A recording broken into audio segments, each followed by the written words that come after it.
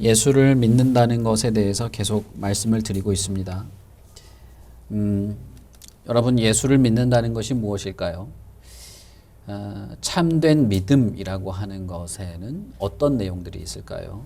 그리고 저와 여러분은 정말 믿음이 담고 있는 그 내용들을 알고 그럼에도 불구하고 그 믿음을 가지기를 바라고 있으신지, 이 말씀을 제가 언제까지 할지는 저도 확실히 모르겠어요. 그러나 예수를 믿는 것에 대해서 우리가 살펴보는 동안에 계속 매주 끊임없이 여러분 이 질문을 하십시오.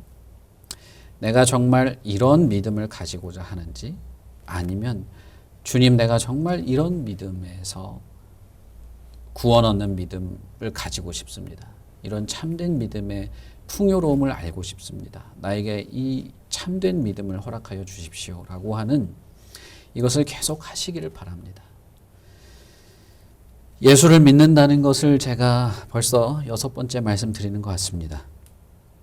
오늘 우리가 읽은 마태복음 19장 16절부터 22절 사이에서 제가 드리고 싶은 말씀은, 예수를 믿는다는 것은 단순한 마음의 결심이나 어떤 감정의 어떤 나의 확실한 어떤 그런 감정이나 성품을 말하는 것이 아니라 예수 그리스도를 주로 따르는 것이라고 하는 것을 말씀을 드리려고 합니다.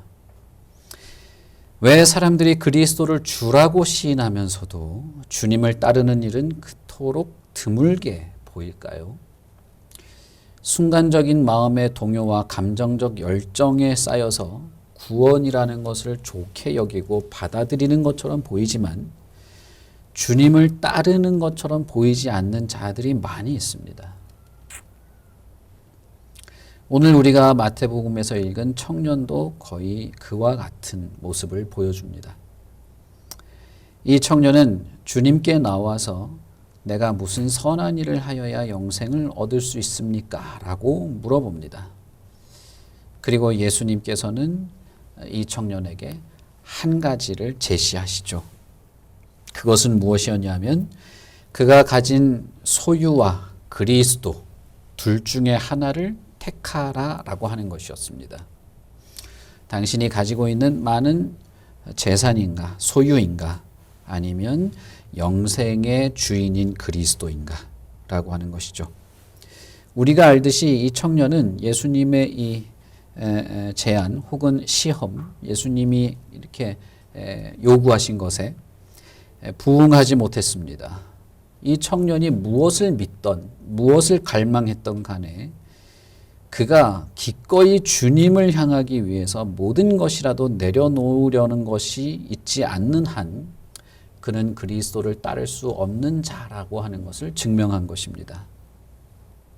여러분, 구원 혹은 믿음이라고 하는 것은 누구에게 주어지는 것일까요? 아니, 이 구원은 어떤 자들이 누리는 것일까요? 모든 성경에서 명백하게 말하고 있습니다.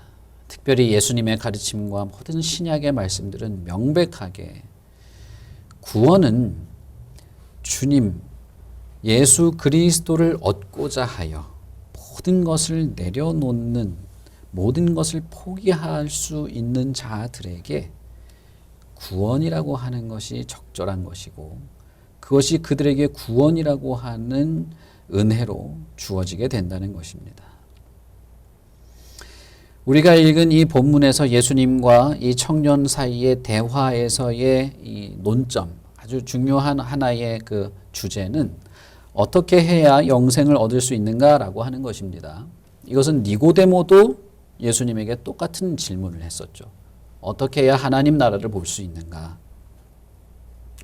우리가 잘 알듯이 요한복음 3장 16절에서는 하나님이 세상을 이처럼 사랑하사 독생자를 주셨으니 이는 저를 믿는 자마다 멸망치 않고 영생을 얻게 하려 하심이라 라고 말씀하십니다. 하나님이 예수 그리스도를 이 땅에 보내신 것은 멸망이라고 하는 것이 정해진 세상에서 멸망이 아닌 영생을 얻게 하려고 예수님을 보내셨다고 말하죠. 그렇다면 이 청년은 니고데모와 마찬가지로 영생에 대한 핵심적인 질문을 가지고 최고의 대답을 주실 수 있는 분에게 찾아온 것입니다. 여기까지만 본다면, 우리가 이 겉으로 드러난 이 청년의 외적인 모습으로만 본다면, 인간적인 눈으로만 우리가 살펴본다면, 이 청년이야말로 믿음을 가지기에, 이 청년이야말로 구원을 얻기에, 혹은 이 청년이야말로 우리가 복음을 전하고 전도하기에 가장 준비된 그런 사람이었을 것입니다. 그런데 여러분, 결론은 무엇이었습니까? 이 청년은 그냥 돌아가 버렸어요.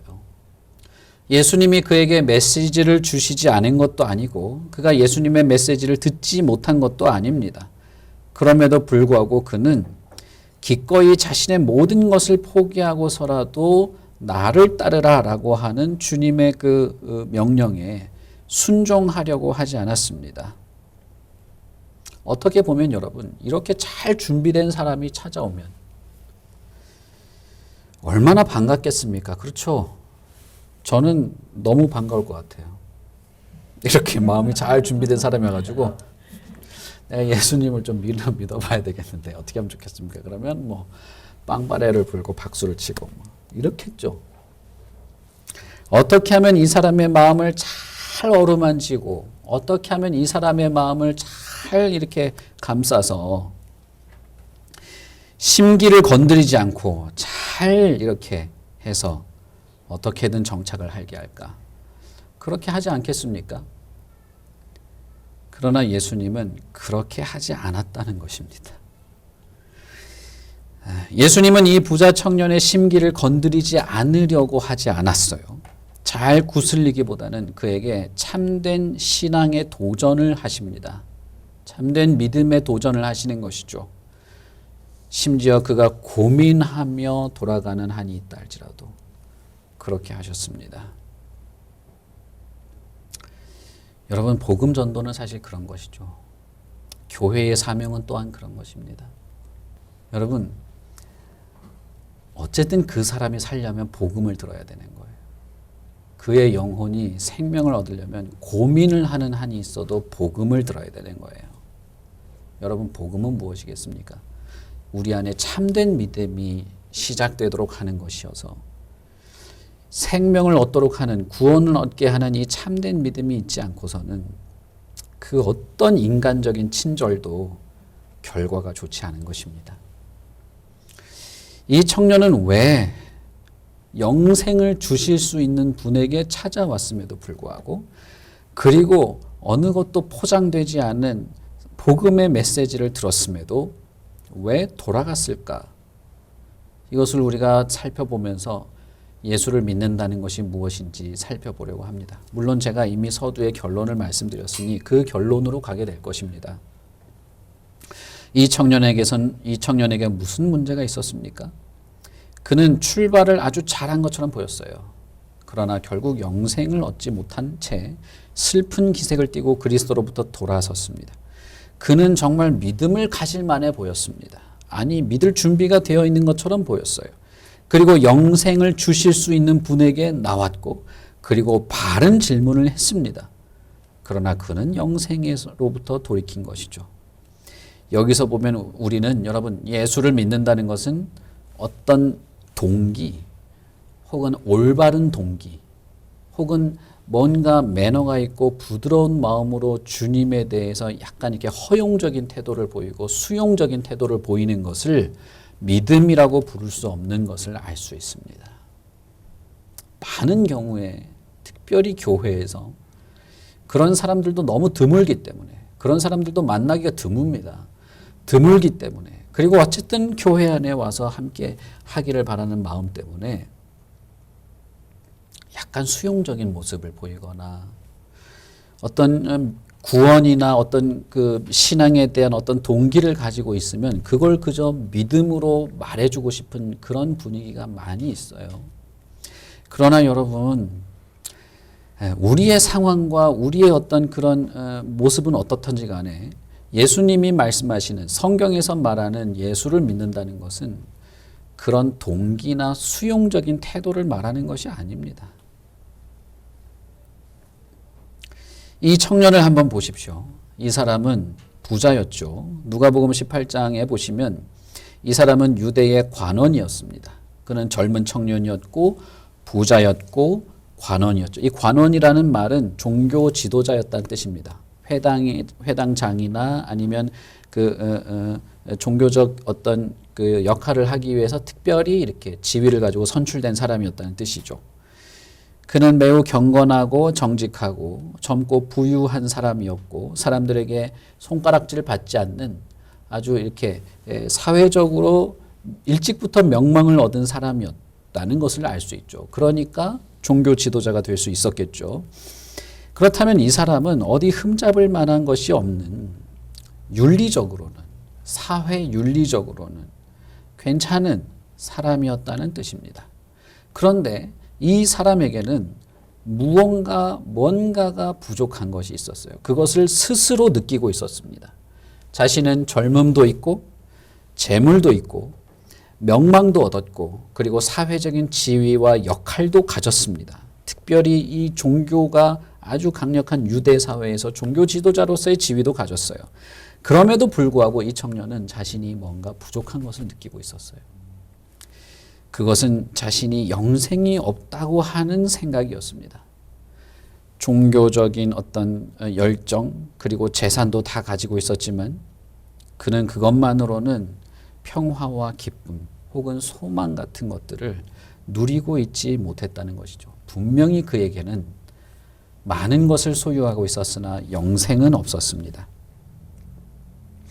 성경에서 말하는 영생, 우리가 아까 요한복음 3장 16절에서도 말했던 영생은 내세에 죽어서 가는 것만을 말하는 것이 아닙니다. 예수님은 이미 여러분 우리가 요한복음 살펴보고 있습니다마는 요한복음에서 예수님은 이미 아들을 믿는 자는 이미 영생을 가졌다라고 말하죠.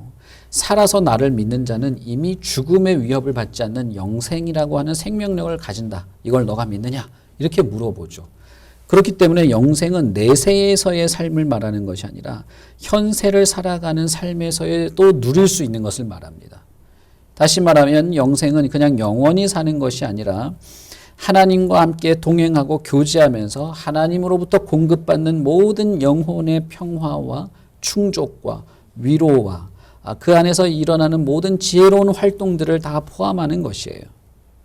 이 부자 청년은 그런 것을 원했을 겁니다. 살아있는, 생생하게 살아있는 하나님과의 밀접한 교제 속에서 얻어지는 영혼의 충족. 이것이 없는 것을 느꼈다는 거예요. 그는 자신이 하나님과 완전한 교제를 이루지 못하고 있음을 알았거나 하나님과 동행하는 면에서 내가 너무나 무기력하다고 하는 것을 느꼈을지도 몰라요. 어쨌든 간에 분명한 것은 그는 자신에게는 영생이 없다고 하는 것을 확신하고 있었습니다. 그리고 이 청년은 아주 절박했어요. 니고데모는 예수님을 밤중에 찾아오죠. 사람들의 눈에 띄지 않으려고 했던 것이죠. 그러나 이 청년은 대낮에 찾아왔어요. 대낮에 길거리에 모든 사람들이 다 쳐다보고 있는데 유대 종교 지도자가 갈릴리 촌구석에서 올라온 목수 아들에게 무릎을 꿇고 물어본 것이죠. 어떻게 해야 영생을 얻을 수 있습니까? 나에게 무엇이 아직 부족한 것이 있습니까? 여러분, 종교 지도자인데 뭐가 부족한 게 있을까요? 그리고 그것을 왜 랍비가 아니라 이 목수 아들한테 물어볼까요? 그것은 이 청년이 정말 절박했다는 거예요. 대낮에 사람들이 다 쳐다보는데도 올 정도로 절박했다는 것이죠. 그것은 무엇입니까? 나에게 영생이 없다는 사실, 내 영혼이 뭔가 공허함이 있고 뭔가 뻥 뚫린 것이 있다는 사실이 그로 하여금 자신이 자신에게 영혼의 공허함을 견딜 수 없게 만들었다는 거예요. 이것은 생각하면 생각할수록 그리고 이것이 채워지기를 바라면 바랄수록 더욱 내 자신이 곤고하고 곤비한 자라는 것을 경험하게 합니다. 이것은 모든 인간이 그런 거예요. 그리고 자신이 영생이 없는 자라고 하는 것을 사람들 앞에서 밝힙니다. 어떻게 해야 내가 영생을 얻을 수 있습니까? 나에게 아직 무엇이 부족합니까? 이 말에서 우리가 느낄 수 있는 것은 이 청년이 온갖 종교적 규율과 규칙들을 지키며 몸부림쳐 왔던 사람인 것을 느낄 수 있습니다. 아직 무엇이 나에게 부족합니까? 라는 이 질문에서 그러나 그 모든 종교적인 몸부림에 자신의 목적이 이루어지지 못한 것이죠. 무언가가 채워지지 않고 있었습니다.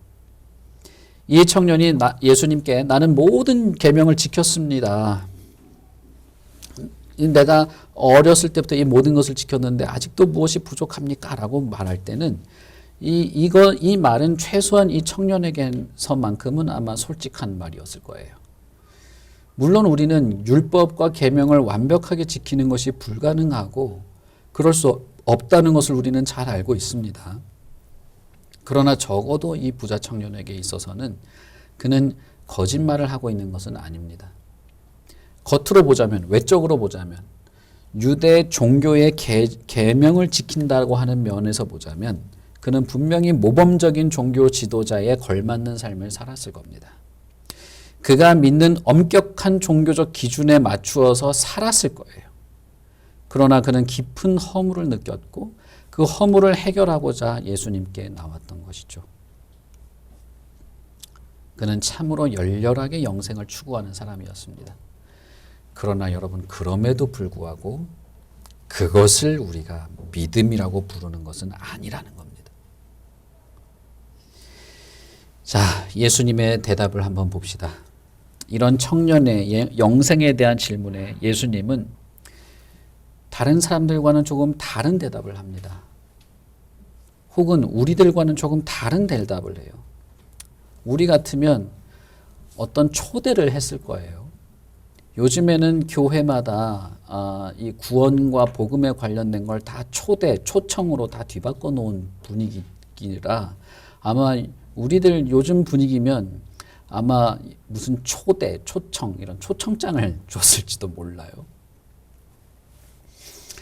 예수님은 이 청년에게 믿음에 대한 믿음으로의 초대 이런 말을 하지 않아요.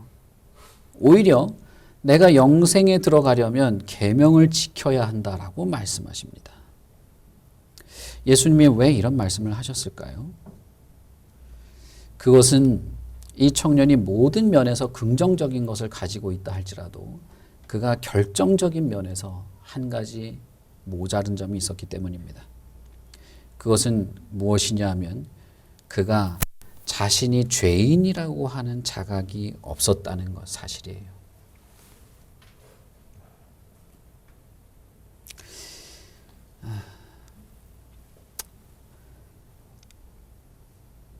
영생을 향한 열망, 그런 절박함은 자신의 영혼이 공허하다는 것을 느꼈기 때문인데 여러분, 그것이 내가 영생이나 이 영혼의 공허함을 해결해야 하고 싶다고 하는 그런 갈망이 생기게 하는 것이기는 하지만 여러분, 그것만으로는 그리스도께 자신의 전부를 의탁하게 되지는 못한다는 것입니다. 우리는 이 청년으로부터 우리는 그것을 알 수 있어요. 오늘날 많은 경우에 교회 안에서 사람들이 자신이 죄인임을, 나에게 있는 이 죄의 깊음과 그 파괴력을 직면하지 못한 채로 행복과 기쁨과 성취와 평화만을 바라며 믿는다고 하는 그런 경우를 많이 봅니다. 오늘날 그리스도인들이 하는 어떤 결심이라고 하는 것을 자세히 살펴보면 그저 심리적인 안정에 대한 어떤 욕구, 내 마음이 행복하고 편안해야 된다고 하는 것에 대한 결단 정도이지 예수 그리스도를 따르는 것에 대해서, 내가 예수 그리스도를 소유하는 것에 대해서 내 모든 것을 내려놓을 필요도 있다고 하는 결단이 별로 없는 것을 많이 봅니다. 여러분, 모든 사람은 사실상 말은 하지는 않고 그것을 기독교적인 표현으로 드러내지는 않을 뿐이지 모든 인간은 사실상 자신의 마음이 평화와 안정이 있기를 바라는 갈망을 가지고 있어요. 이 부자 청년처럼 그렇게 이런 표현을 안 했다 뿐이지 모든 사람은 그걸 가지고 있습니다. 그러나 그걸 가지고 그것이 채워지고 해결되고 예수를 믿으면 편안해지고 행복해질 수 있다는 것 때문에 예수를 믿게 되는 것이 아니라는 거예요. 그것이 예수님께서 우리에게 주시는 구원의 풍성한 내용이 아니라는 거예요. 여러분 이것을 잘 생각하셔야 됩니다. 그렇다면 예수를 믿는 믿음이라고 하는 것도 마찬가지죠. 여러분 우리가 가지고 있는 영혼의 이 결핍들이 채워지는 것 정도로, 내가 뭔가 뻥 뚫린 것 같은데 그것이 채워지면 좋겠다는 것 정도로 예수를 믿는다고 말할 수 없다는 것입니다. 예수님께서는 지금 부자 청년에게 영생을 하려면 나를 믿으면 돼, 믿음을 가져라고 하는 단순한 해결책이 아니라 그가 지금 하나님에게 반역하고 있는 존재라고 하는 사실을 직면하도록 하고 있는 것입니다. 내가 죄인이라, 나는 죄인이 되었구나라고 하는 인식이야말로 가장 긴급한 일입니다. 왜냐하면 구원이라고 하는 것은 죄로부터 건짐을 받는 것이기 때문에 그렇습니다. 예수를 믿는 믿음이라고 하는 것은 내가 죄인이지만 용서받고 죄인이지만 내가 건짐받아서 그리스도만을 위해서 살아가고자 하는 것이 그 믿음이기 때문에 이것이 없이는 믿음을 말할 수 없는 것입니다. 심리적인 불안이나 어떤 평안의 결여, 절망감, 기쁨이 없는 것, 행복을 소원하는 마음들, 단지 이것들이 있다고 해서 사람들이 나는 구원을 받고 싶어요 라고 하면서 예수님을 믿겠다고 할 수는 없는 거예요. 구원은 자신의 죄를 미워하고 이 세상에 속한 것들로부터 돌이켜서 하나님께 나아가고 하나님으로부터 구원을 얻고자 하는 사람들에게 베풀어지는 것입니다. 여러분, 구원은 자신의 죄를 비통해하고 애통해하면서 여기서 건짐받기를 바라는 자에게 주시는 하나님의 은혜예요. 구원은 그러한 삶에서 돌이켜서 하나님의 영광에 들어가기를 원하는 것입니다. 믿음은 예수님께서 나를 이 절망으로부터 건지고 나를 새롭게 하실 수 있음을 믿는 것이기 때문에 다른 것입니다. 정말 그런 면에서 다른 것이에요. 예수님은 이 청년에게 너가 생명을 얻기 위해서는 계명들을 지키라 라고 말할 때 계명 앞에서 너가 얼마나 악한 자인지를 깨달으라고 말씀하고 있는 것입니다. 예수님은 계명을 지켜야 구원을 얻을 수 있다, 영생을 얻을 수 있다라고 말하는 것이 아니에요. 오히려 그로 하여금 하나님의 계명 앞에 자신을 솔직하게 직면해 놓고 내가 이 하나님의 의로운 계명 앞에 얼마나 악한 자인가를 보도록 하는 것이죠. 사실 율법의 원래 기능이 그것입니다. 율법은 우리를 예수님께 인도하는 몽학 선생이라 할 수 있습니다. 하나님께서 세우신 율법에 비추어서 자신의 불완전함을 보게 만드는 것이죠. 아니, 하나님이 우리에게 의로운 삶으로 보여주신 이 율법 앞에, 계명 앞에 내가 얼마나 악랄하고 의가 없는 자인지를 보게 하는 것이죠. 이런 죄의 본질과 심각성에 대한 이해가 없다면 사실상 누구도 구원을 원하지 않게 될 것입니다. 우리는 하나님께서 죄를 미워하시는 분이시고 죄를 벌하시고 죄인들을 영원한 형벌 가운데 처하게 하시는 분이라는 사실을 간과해서는 안 됩니다. 이것을 강조하지 않아서는 안 돼요. 하나님은 악인을 향해서 분노하시되 매일 분노하십니다. 시편 7편 11절에 보시면 하나님은 악인을 향해서 매일 분노한다고 말씀하십니다. 그리고 하나님은 율법을 주셨죠. 계명을 주셨죠. 그것은 계명의 항목을 주신 것이 아니라 의로움을 요구하신다는 뜻이에요. 하나님은 우리에게 의를 요구하시는 것입니다. 예수님이 하신 이 계명을 지키라는 말씀은 이 젊은 부자 청년에게 너에게 무엇이 문제인지를 깨닫게 하시려는 것이었습니다. 그러나 부자 청년은 예수님에게 이렇게 말하죠. 이 모든 것을 내가 지켰습니다. 무엇이 내가 부족합니까? 이 말을 통해서 우리는 그가 율법을 어떻게 인식하고 있는지, 자기 스스로에 대해서 어떻게 생각하고 있는지 알 수 있습니다. 이 사람은 아마 자기가 사람을 죽이거나 도둑질하거나 거짓말을 하지 않았다고 생각할 수 있을 거예요. 부모도 공경했을 겁니다. 겉으로 본다면 그는 모든 율법을 다 지켰다고 할 수 있을 겁니다. 그러나 예수님의 의도는 어느 누구도 계명을 보면서 자기 자신이 의롭다고 느낄 수 없다는 것에 있어요. 그는 자신이 죄인이라는 사실은 꿈에도 생각하지 못하고 있는 사람입니다. 왜요? 계명도 잘 지켰을 뿐 아니라 영생을 열망하고 있는데 내가 어떻게 죄인입니까? 그러나 여러분, 마태복음 5장 48절에 보시면 예수님께서 이렇게 말하죠. 그러므로 너희는 하늘에 계신 너희 아버지의 온전하심과 같이 너희도 온전하라 라고 말하죠. 하나님이 원하시는 온전함, 의로움이라고 하는 것은 이 세상에서 우리가 사람들이 볼 때 저 사람 참 정말 잘하는 사람이네, 정말 되게 괜찮은 사람이네 정도 할 정도의 윤리적인 성품적인 그런 걸 말하는 게 아니에요. 그 정도 수준을 말하는 게 아닙니다. 윤리적으로 혹은 기독교 문화 안에서 적당히 잘 살고 있다고 해서 그가 죄인이 아니라는 사실이 아닙니다. 예수님은 하늘에 계신 너희 아버지의 온전하심처럼 너희가 온전하라고 말하죠. 하나님께서 요구하시는 것이 이것입니다. 그리고 율법이 요구하는 것도 이것이에요. 이 율법 앞에서 누구도 자신이 의롭지 못하다는 것을, 내가 죄인이라는 사실을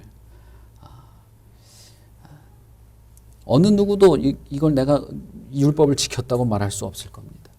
로마서에서는 그래서 바울 사도가 이렇게 말하죠. 그러므로 율법의 행위로 그의 앞에 의롭다 하심을 얻을 육체가 없나니 율법으로는 죄를 깨달을 뿐이다.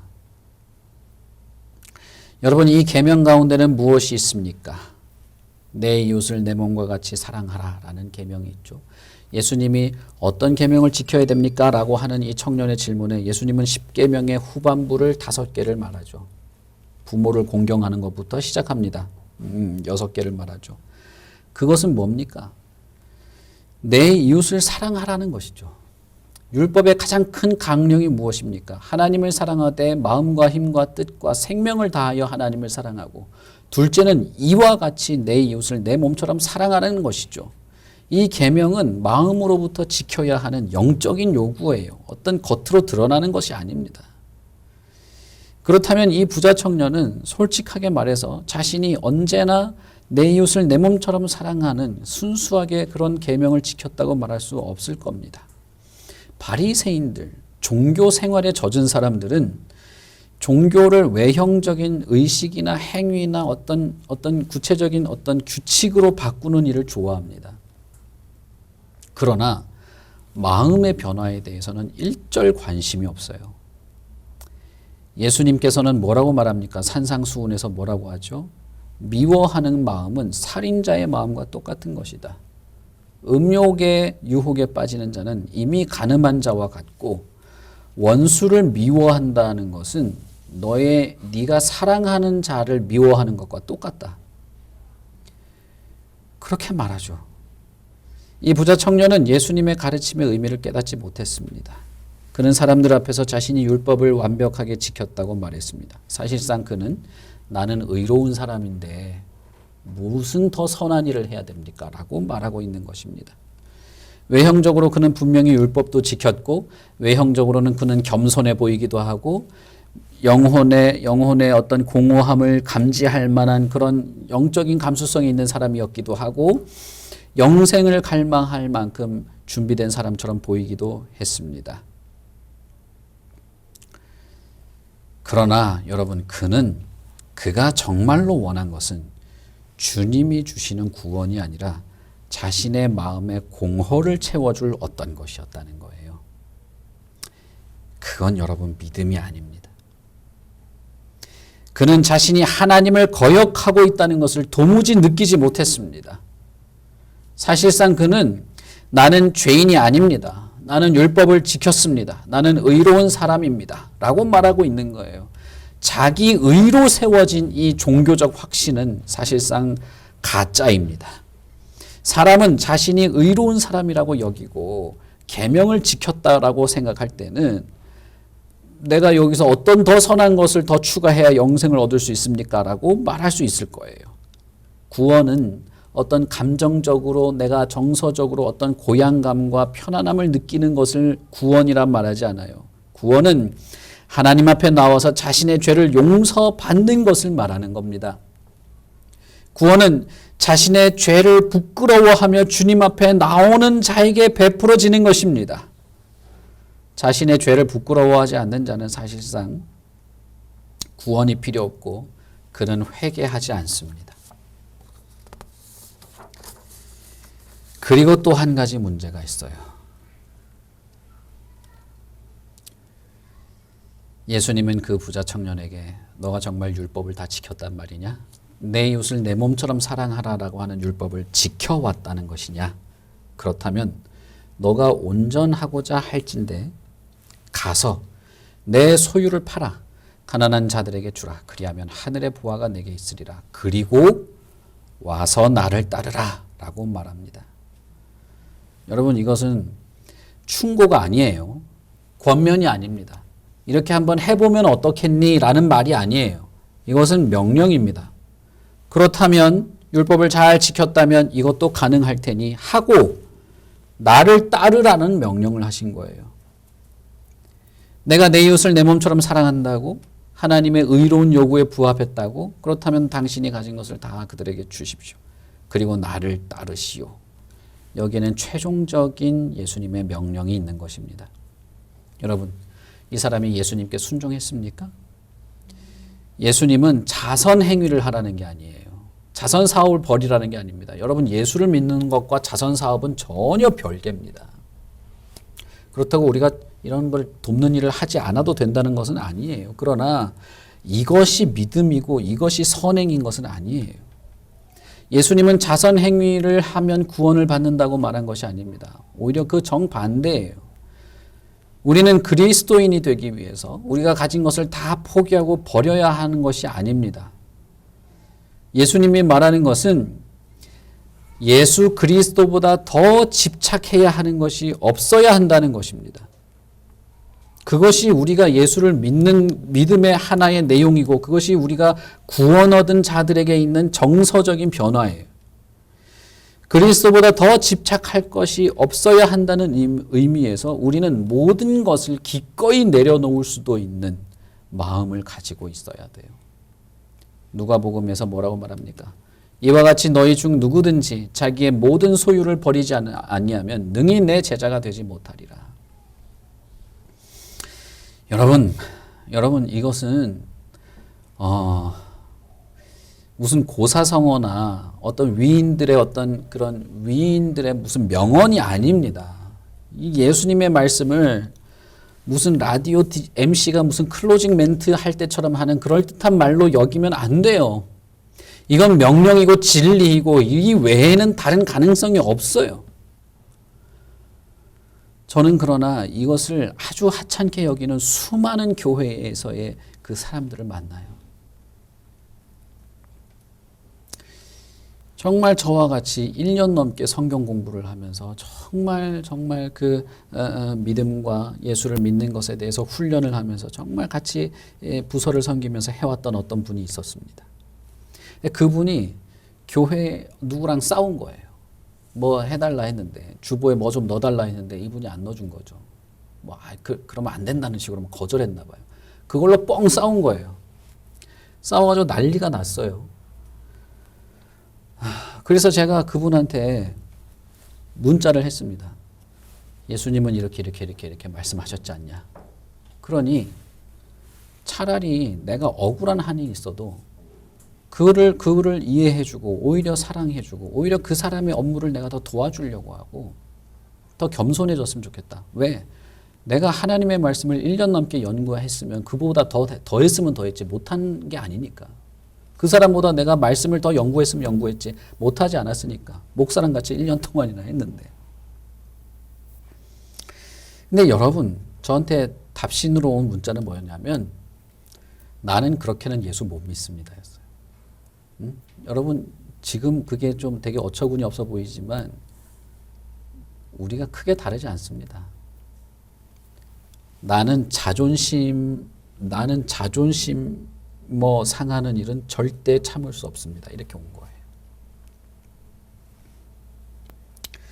여러분, 자기 자존심 그 알량한 거 그것도 내려놓지 못하면서 어떻게 주님이 최고라고 말할 수 있을까요? 기분 상하면 예수고 뭐고 다 없어지는 거죠. 저는 그런 경우를 정말 수도 없이 만나요. 수도 없이 만납니다. 그런데 그런 사람들이 이방인들이 아니에요. 예수를 안 믿는 사람들이 아닙니다. 다 교회 안에 있으면서도 이러는 거예요. 여러분, 그건 제가 분명히 말할 수 있습니다. 여러분의 마음이 어떻고 기분이 어떻고 지나간 과거의 경험이 어떻고 어떤 헌신과 수고를 했고 뭘 했던 간에 그건 예수를 믿는 것이 아닙니다. 성경의 어떤 곳에서도 예수님은 모든 재물을 팔아라 그래야 구원받는다라고 말한 곳이 없어요. 그러니 여기서는 재물을 팔아야 구원받는다는 걸 말하는 게 아닙니다. 예수님은 오직 자기 인생에 대한 절대적인 주권을 예수님께 내어드리고자 하지 않는다면, 예수님에게 기꺼이 굴복하지 않는다면 안 된다는 겁니다. 주님은 그의 은밀히 숨겨진 죄, 탐욕과 탐닉과 물질주의, 자기의에 빠져있는 죄를 지적하셨습니다. 그리고 그는 가난한 사람들에게 무관심했어요. 자신의 소유를 사랑했고 사실상 그것은 나의 모든 것을 내려놓고 따라야만 하는 주님에 대한 도전인 것입니다. 부자 청년이 자신의 죄와 은밀히 숨겨진 죄, 그리고 자신이 죄인인 것을 인정하지 않는 그 지독한 자기 고집, 그리고 주님께 기꺼이 복종하지 않으려고 하는 이기심과 그 교만을 그가 깨달았는지 깨달았지 않았는지는 알 수 없습니다. 그러나 분명한 것은 부자 청년은 주님에게 자신의 모든 것을 맡길 생각이 없었다는 겁니다. 그는 근심하며 가버렸어요. 왜냐하면 그에게는 그리스도보다 영생보다는 재물이 더 소중했기 때문입니다. 만약 예수님께 따르는 것이 나의 재물을 포기하는 것을 의미한다면 그는 예수님을 포기할 수 있는, 예수님께 올 수 없는 사람이었습니다. 그는 진정으로 영생을 원하는 사람이었으나 예수님께서 구체적으로 요구하시는 것, 곧 자신의 죄를 고백하고 죄로부터 돌이켜서 주님을 정말 말이 주님이 아니라 정말 예수님을 나의 주로 복종하라라고 하는 그 길로는 오려고 하지 않았습니다. 여러분, 누가복음 19장에 나오는 삭개오를 한번 보십시오. 그는 자신이 지은 죄에 대해서 깊이 애통해하고 있었습니다. 그리고 자신이 예수님께 가까이 나아갈 수만 있다면 기꺼이 자신의 재산을 모두 포기할 수도 있음을 생각하고 있었습니다. 그러나 이 부자 청년은 그렇지 않았죠. 이 유대 관원은 그렇지 않았습니다. 예수를 믿는다고 하는 것은 무엇입니까? 예수를 믿는다는 것은 결국 예수가 나의 모든 것보다 더 최고의 가치를 가지신 분으로, 절대적인 주권을 가지신 분으로, 그분이 나의 주인이 되시는 분으로 믿는다는 거예요. 이것이 예수를 믿는 거예요. 여러분, 이 주님께 내가 완벽하게 완전하게 순종하려고 몸부림치는 것이 믿음 안에서 일어나는 몸부림이지 다른 것이 아니에요. 예수를 믿는 것은 예수를 믿기 시작한 순간부터 이것이 시작되는 겁니다. 10년, 20년, 30년 무슨 도 닦듯이 교회 다니다 보니까 예수님을 주로 인정했다. 믿음의 어떤 그런 훈련을 쌓다 보니까 이렇게 됐다. 아니요. 그런 것이 아닙니다. 아무리 어리고 아무리 아무것도 모르더라도 예수를 믿는 참된 믿음을 소유한 순간 그는 예수 그리스도가 나의 모든 것이라는 사실을 고백하게 됩니다. 그리고 그 길로 가기 위해서 애쓸 뿐이지 이 출발은 같다 이 말이에요. 구원은 은혜를 인하여 믿음으로 말미암아 얻는 것입니다. 그것이 성경의 분명한 가르침이에요. 그런데 참 믿음을 가진 사람은 자신이 죄인인 것을 인정하기를 거절하지 않습니다. 참 믿음을 가진 사람들은 자신들이 하나님의 거룩하심을 침해하고 방해해 왔다는 것을 인정하는 동시에 그래서 그리스도가 나의 주인이 되신다는 사실도 부인하지 않습니다. 그들은 이 세상의 것에 집착하지 않고 진정한 믿음은 이러한 요소들 중에 어떤 것도 빠뜨리는 것이 아니에요. 구원하는 믿음은 죄에서 떠나서 모든 값을 치르고서라도 예수 그리스도를 따르겠다고 하는 마음의 인격의 전폭적인 변화를 말하는 것입니다. 니고데모에게 거듭나라고 한 것과 같은 것이죠. 우리는 예수님께 이러한 자세로 나아가는데 그러한 자세로 나아가는 것이야말로 예수를 믿는 것입니다. 참된 믿음이라고 하는 것은 예수를 믿는 믿음이라는 것은 예수께 순종하려는 자발적인 의사가 반드시 있습니다. 비록 그가 어느 상황에 어느 수준에 있다 할지라도 자발적으로 주님께 나아가는 것은 반드시 그 믿음에 포함되어 있어요. 한 걸음 더 나아가자면 회개와 복종은 인간의 행위가 아니라 믿음의 결과입니다. 회개와 복종은 어느 모로 보나 하나님께서 저와 여러분에게 주신 참된 믿음의 결과입니다. 이 복종과 회개와 복종은 믿는 사람한테 더 있으면 좋고 더 한번 해보면 좋고 하는 것이 아니에요. 이런 식의 가르침을 하는 곳이 얼마나 많은지 몰라요. 그러나 이것은 믿음에 더 추가되고 덧붙여지는 것이 아니에요. 인간의 마음에 참된 믿음을 이 선한 것을 시작하시는 하나님께서 본질적으로 주시는 믿음의 내용입니다. 그러니 여러분 정말 내가 구원을 바란다면 믿음이라는 것이 그런 내용이 있구나라고 하는 것을 들었고 정말 믿고자 하신다면 여러분 이 믿음을 구하십시오. 이 믿음. 오 하나님, 내가 어떤 죄인인지 정말 죄인입니까? 내가 내 안에 있는 그 추악한 것이 정말 나를 애통하게 만들 만큼 그 악한 죄악이 나에게 있습니까? 그렇다면 내 죄악에 직면하도록 내가 죄를 보고 내가 죄인임을 고백하도록 나에게 참된 믿음을 주십시오. 예수님께 내가 전적으로 주님을 예수님을 나의 주님으로 인정하고 따르는 것이 정말 참된 믿음이란 말입니까? 그것이 나에게 있어야 합니까? 그렇다면 바로 그 믿음을 나에게 주십시오. 그리하여서 이 믿음의 결과, 이 믿음의 열매가 나에게 이렇게 드러나도록 해 주십시오. 라고 하는 거예요. 여러분 정말 믿고자 하십니까? 예수님을 믿는 믿음이 있기를 바라십니까? 오직 이 믿음이 우리를 구원에 이르도록 영생을 얻게 합니다. 그래서 저를 포함해서 저와 여러분이 정말 참된 믿음을 얻기를 바라요.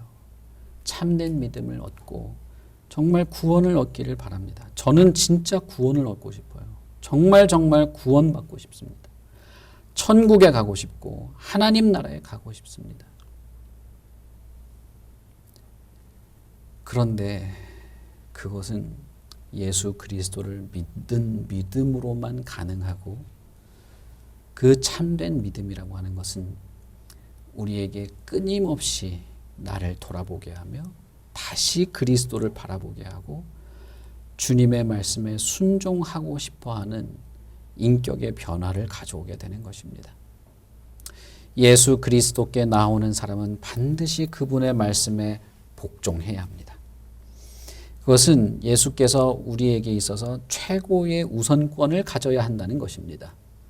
우리의 삶의 주인이 되어야 한다는 의미이고 죄와 소유와 거짓된 종교적 확신과 이기심과 교만으로부터 내가 기꺼이 돌이키고자 하지 않는다면